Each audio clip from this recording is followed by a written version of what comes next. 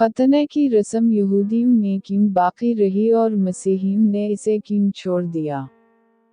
सबा बाखैर। अल-सऊदी Urdu service की जानिब से इशरत फातिमा आपकी खिदमत में हाजिर है। अस्सलामु अलैकुम। मुझे वो लोग अच्छे लगते हैं जो जिंदगी की तलखियों की वजह से खुद तलख नहीं होते, जो मुस्कुराते हैं और हल्के फूल कनादाज में बात करते और सुनते हैं।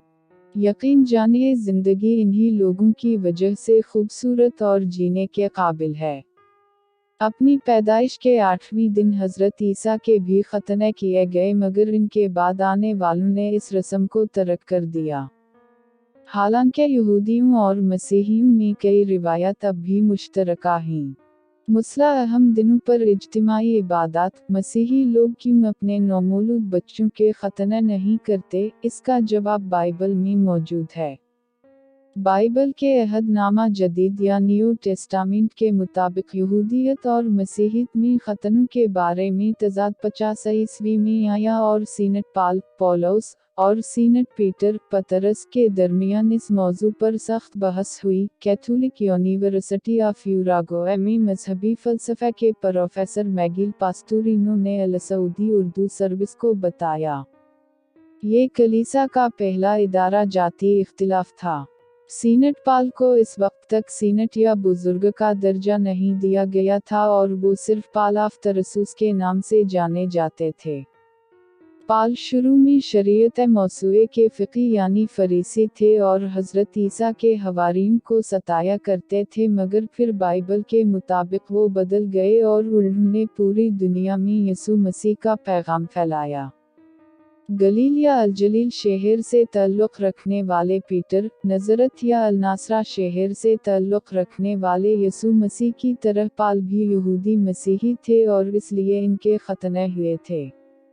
इस वक्त तक यहूदी मज़हब वो वाहिद मज़हब था जो एक खुदा की इबादत की तरवीज किया करता था, जबकि यूनानी, रोमी और मिस्री इस वक्त कई खुदाओं पर यकीन रखते थे। यहूदियों के नज़दीक खुदा ने इब्राहिम से कहा, तुम्हें मेरे और तुम्हारी नस्लों के दरमियान इस अहद की पासदारी करनी होगी कि तुम में से हर मर्द का खतना किया जाए। यहूदियों के अलावा मुसलमान भी आज तक खतने की रिवायत कायम रखे हुए हैं। खतने की तारीख़ी हैसियत आज़ू तनासुल पर से बारीक झली को उतार देने की रिवायत को खतना कहा जाता है और इसकी शुरुआत मज़ाहिब से भी पहले हुई थी।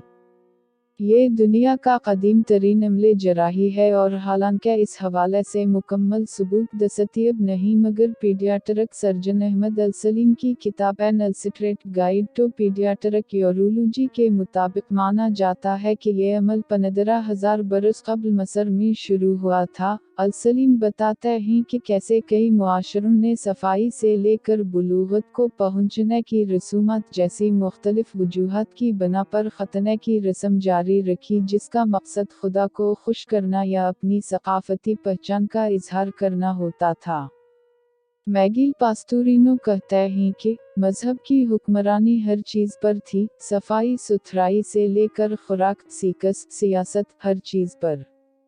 किसी सकाफत में जन्म लेने वाली हर चीज़ की तरह मजहबी निज़ाम भी इनके साथ ही जन्म लेते हैं और कदीम ज़मानों में इन्हें अलहदा करना मुश्किल था।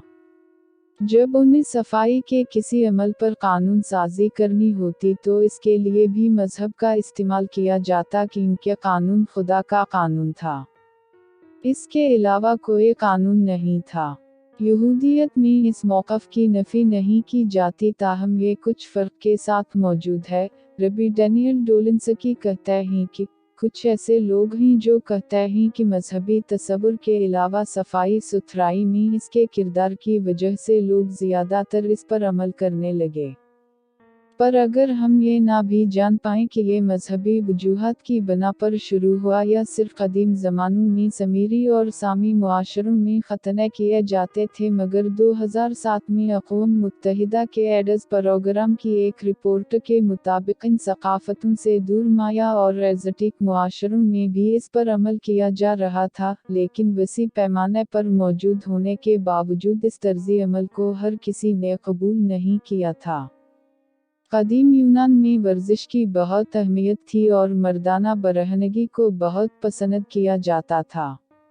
اس معاشرے میں آزو تناسل کی کھال کو خوبصورتی کی علامت سمجھا جاتا اور ختنہ کو ناپسندیدگی کی نگاہ سے دیکھا جاتا۔ امریکہ کی ایسوسی ایشن فار ہسٹری آف میڈیسن اور Johns Hopkins institute for history of medicine کے ایک جریدے bulletin of history of medicine کے لیے سنہ 2001 میں ایک مضمون میں فریڈرک ایم ہاجز نے لکھا، لمبی اور بتدریج باریک ہوتی کھال کی پسندیدگی درحقیقت ثقافتی شناخت، اخلاقیات، قابل قبول رویوں، نیکی، خوبصورتی اور صحت کے لیے پسندیدگی کی عکاس تھی۔ چنانچہ ختنہ نہ کیے گئے آزو تناسل کی جھلی اگر چھوٹی ہوتی اور پورے آزو تناسل پر نہ ہوتی تو اسے خامی تصور کیا جاتا تھا۔ کینیڈا کے میکماسٹر ڈیوینٹی کالج میں عہد نامہ جدید کی پروفیسر سنتھی لانگ ویسٹفال اپنی کتاب پال اینڈ جینڈر میں لکھتی ہیں کہ یونانی دور میں یہودیوں کے لیے ختنہ کی روایت پر عمل پیرا رہنا مسئلہ بن گیا تھا، کیونکہ یہودی غالب ثقافت سے ہم آہنگ ہونا چاہتے تھے۔ اس کے علاوہ ایک ایسا دور بھی تھا جب ختنہ کرنا غیر قانونی قرار پایا۔ سینٹ پال اور سینٹ پیٹر کا اختلاف، یہودی اپنے مذہب کی تبلیغ کر کے دوسرے لوگوں کو یہودی نہیں بنایا کرتے تھے، مگر حضرت عیسیٰ نے اپنے حواریوں کو اپنی تعلیمات کو جس قدر ممکن ہو آگے پھیلانے کے لیے کہا۔ پال جو ممکنہ طور پر اپنی بلوغت کے ابتدائی برسوں میں یروشلم آئے تھے اور انہوں نے اپنا بچپن یونانیوں کے گرد گزارا تھا، وہ یسوع مسیح کے بعد صف اول کے مبلغین میں شامل ہوئے۔ انہوں نے ان علاقوں کا دورہ کیا جو اب اسرائیل، لبنان، شام، ترکی، یونان اور مصر ہیں اور کبھی سکندر اعظم کی سلطنت کا حصہ رہ چکے تھے۔ انہوں نے حضرت عیسیٰ کا پیغام ان لوگوں میں پھیلایا جو غیر یہودی تھے۔ پروفیسر سنتھی لانگ ویسٹفال کہتی ہیں کہ غیر یہودی لوگوں کے نزدیک ختنہ کرنا جنسی عزوم کا مسئلہ کرنے کے مترادف تھا۔ چنانچہ یونانی رومی دنیا میں ختنوں کے ساتھ ایک بہت سخت بدنامی جڑی ہوئی تھی اور بلوغت کو پہنچ چکے مردوں کے لیے یہ ایک دردناک مرحلہ ہوتا تھا۔ اپنی تعلیمات میں پال نے لوگوں کو بتایا کہ انہیں ختنہ نہیں کروانے چاہیے، بلکہ انہوں نے کہا کہ نجات حاصل کرنے کے لیے صرف ایمان کا ہونا ضروری ہے۔ انہوں نے کرنتھیوں کو اپنے پہلے خط میں لکھا، میں تمام کلیساؤں میں اس روایت کی بنیاد ڈالتا ہوں، کیا کسی کے ختنہ ہو چکے ہیں، وہ انہیں نہ چھپائے، کیا کسی کے ختنہ نہیں ہوئے ہیں، وہ ختنہ نہ کروائیں۔ ختنہ کرنے یا نہ کرنے سے کوئی فرق نہیں پڑتا، جو چیز اہم ہے وہ خدا کے احکامات پر عمل کرنا ہے۔ میگیل پاستورینو نے کہا، ترسوس کے پال ایک یہودی تھے، وہ ایک رومی شہری تھے، ان کی ثقافت یونانی تھی اور وہ انتہائی تعلیم یافتہ شخص تھے اور تینوں ثقافتوں یعنی عبرانی، یونانی اور رومی پر عبور رکھتے تھے، اور ان کا ترجمہ کرنا بھی جانتے تھے۔ پال نے غلطیوں کے نام اپنے خط میں شریعت موسوعے کا حوالہ دیا جس میں ختنہ کے احکامات تھے اور کہا کہ یسوع نے ہمیں قانون کی پکڑ سے نجات دلوا دی ہے، مگر دیگر حواریوں نے ان کا یہ موقف تسلیم نہیں کیا۔ شریعت موسوعے کے مطابق پیدائش کے 8ویں دن لڑکوں کا ختنہ کیا جانا چاہیے۔ مسیحی بائبل میں موجود اپنے خط میں پال نے لکھا، کئی باغی، شرپسند اور دھوکے باز ہیں، خاص طور پر جو ختنہ کی حمایت کرتے ہیں، تمہیں ان کا منہ بند کرنا پڑے گا۔ غلطیوں کے نام اپنے خط میں انہوں نے لکھا کہ کیسے ایک روز ان کی موجودہ ترکی کے شہر انطاکیہ میں پیٹر کے ساتھ لڑائی ہو گئی تھی جہاں حضرت عیسیٰ کے پیروکاروں کی ایک خاصی بڑی آبادی تھی۔ پال کے مطابق پیٹر غیر یہودیوں کے ساتھ کھانا کھایا کرتے تھے، مگر جب حواری جیمس یعنی یعقوب کا ایک وفد شہر میں آیا تو وہ ان سے الگ ہونے لگ گئے، کیونکہ انہیں ختنہ کے حامیوں کا خوف تھا۔ انہوں نے غلطیوں کو بتایا، میں نے اس قابل مذمت رویے پر اسے ٹوکا، میں نے پیٹر کو سب کے سامنے کہا، अगर तुम एक यहूदी ऐसे रह रहे हो जैसे कि यहूदी नहीं हो, तो फिर तुम गैर यहूदियों को यहूदियत पर अमल करने के लिए क्यों मजबूर करते हो?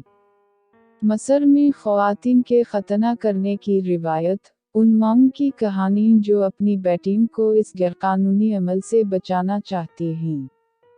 ख़वातीन के खतना करने का रवाज। किया रिकंस्ट्रक्टिव सर्जरी के ज़रिए अज़ा की असल साख़त बहाल हो सकती है। जब इस मामले पर इत्तिफ़ाक़ पैदा हुआ, अहदनामा जदीद के मुताबिक कुछ यहूदी मसीही जो इस रिवायत और शरीयत मौसूए पर अमल पैरा रहे, वो इंताकिया गए और वहाँ इब्तिदाई मसीहियत की जानिब राग़िब होने वाले गैर यहूदियों से कहा कि अगर उन्होंने खतना नहीं करवाए तो वो नजात नहीं पा सकेंगे। इसलिए पाल वापस यरूशलेम आए और इस मसले के हल के लिए हवारियों का एक इजलास हुआ जिसे कौंसिल ऑफ यरूशलेम भी कहा जाता है। वहाँ पाल ने यहूदा सूबे से बाहर अपने हाथ पर मसीहियत कबूल करने वालों की तादाद से आगाह किया और इनकी राय को मुक़द्दम माना गया। हवारी जेम्स इब्तिदाई तौर पर इसके मुखालिफ थे, मगर बाद में वो इसके हामी हो गए, जिन्होंने कहा कि हमें गैर यहूदियों को खुदा की जानिब राग़िब होने से रोकना नहीं चाहिए। पीटर ने भी ये मौक़िफ़ तस्लीम कर लिया। वो क्यों इन अक़ीदत मंदों की गर्दन पर ये बोझ डालकर खुदा को नाराज़ करना चाहते हैं जो ना हम और ना हमारे आबा व अजदाद उठा सकेंगे? ऐसा नहीं हो सकता। सीनेट पाल पौलुस और सीनेट पीटर पतरस। निशात सानिया दूर की पेंटिंग। इसके बाद ये तनाज़ो हवारियों के दरमियान मुआहदे पर ख़त्म हुआ। पास्तूरिनो बताता है कि पाल ने बुत परस्तों को तबलीग जारी रखी और पीटर और जेम्स यहूदियों को तबलीग करते रहे।